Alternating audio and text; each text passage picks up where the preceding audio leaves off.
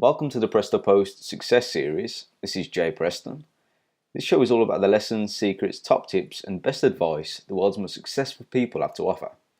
Each episode will be dedicated to one well-known name, be them artists, writers, actors, investors, businessmen or women, and so on, and the practical wisdom they think will be helpful to you. These podcasts are not done by us, however. Instead, we've taken the best clips and soundtracks we can find on the web, polished them up, and distilled them into what we call nutritious audio snacks. The magic number is 7. This is the number of lessons we aim to fit into each podcast. But we must apologise in advance for the times when we break that rule, which could be more often than not. And as always, thank you for listening. Today's guest is Elon Musk, a serial entrepreneur, business magnate, engineer, and inventor.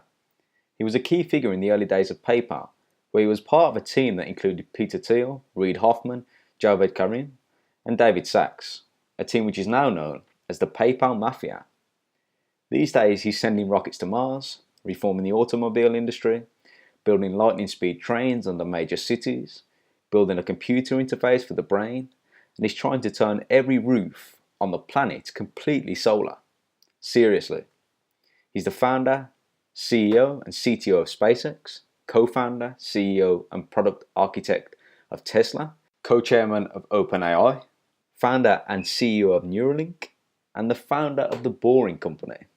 He's without question one of the most hardcore entrepreneurs the world has ever seen. Perhaps the most hardcore.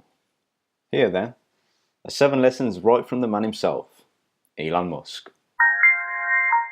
Number 1, you've got to do something that you love doing. Whatever area that you get into, given that even if you're the best, there's always a chance of failure. So I think it's important that you really like whatever you're doing. If you don't like it, life is too short. If you like what you're doing, you think about it even when you're not working. I mean, it's something that your mind is drawn to, and if you don't like it, you just really can't make it work, I think. Number 2, the more responsibility you have, the more calculation you have to do with risks. It's important, therefore, to take risks when the consequences are low. Now is the time to take risk. You don't have kids. As you get older, your obligations increase. And once you have a family, you start taking risk not just for yourself, but for your family as well. It gets much harder to do things that might not work out. So now is the time to do that. Before you have those obligations. So I would encourage you to take risks now. Do something bold. You won't regret it. Number 3, don't start the next clothesline, coffee shop or lifestyle business. Do something big, even if your chances of success are lower. Do something important. How did you figure you were going to start a car company and be successful at it? Well, I didn't really think Tesla would be successful. I thought we would most likely fail. But I thought that we at least could address the false perception that people had that an electric car had to be ugly and slow and boring like a golf cart. But you say you didn't expect the company to be successful, then why try? If something's important enough, you should try, even if the probable outcome is failure. Number 4, hug the query. When it comes to solving problems, it's crucial that you don't get distracted by noise. Determine what really matters and focus on that. You focus on signal over noise. A lot of companies get confused. They spend money on things that don't actually make the product better. For example, at Tesla, we've never spent any money on advertising. We put all of the money into R&D and manufacturing and design to try to make the car as good as possible. I think that's the way to go. For any given company, just can keep thinking about, are these efforts that people are expending, are they resulting in a better product or service? And if they're not, stop those efforts. When I interview someone to work at the companies, would be to ask them to tell me about the problems that they worked on and how they solved them. And if someone was really the person that solved it, they'll be able to answer multiple levels. They'll be able to go down to the brass tacks. And if they weren't, they'll get stuck. And then you can say, oh, this person was not really the person who solved it, because anyone who struggled hard with a problem never forgets it.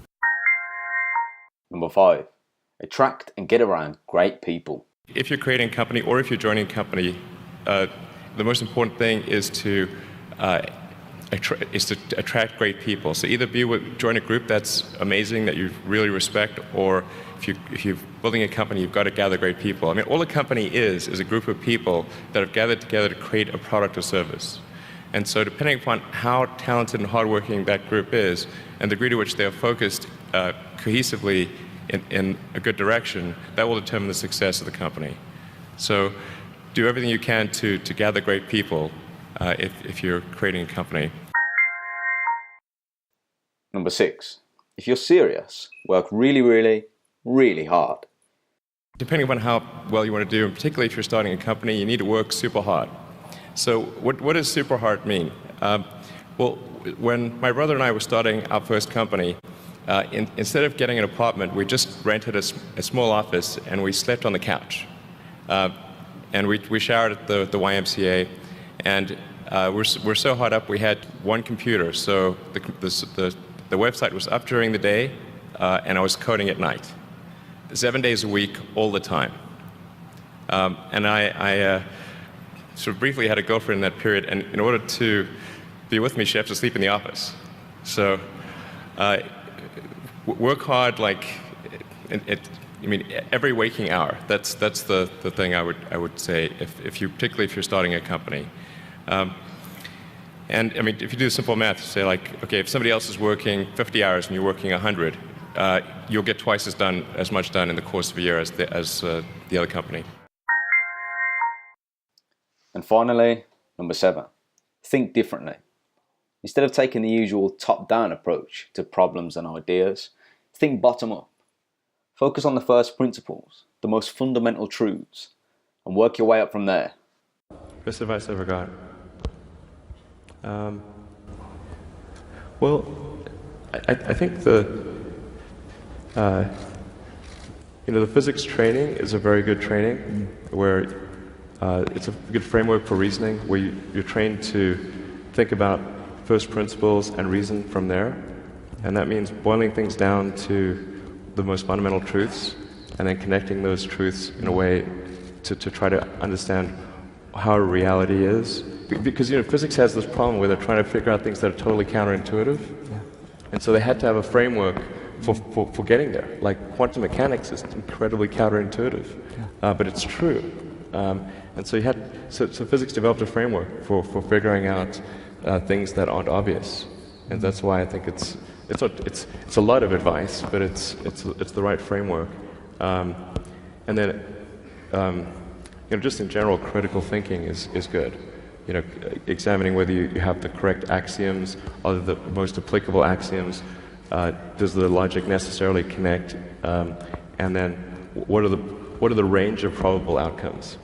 Outcomes are usually not deterministic; they're a range, and so you want to figure out what those probabilities are, and make sure, ideally, that you're the house.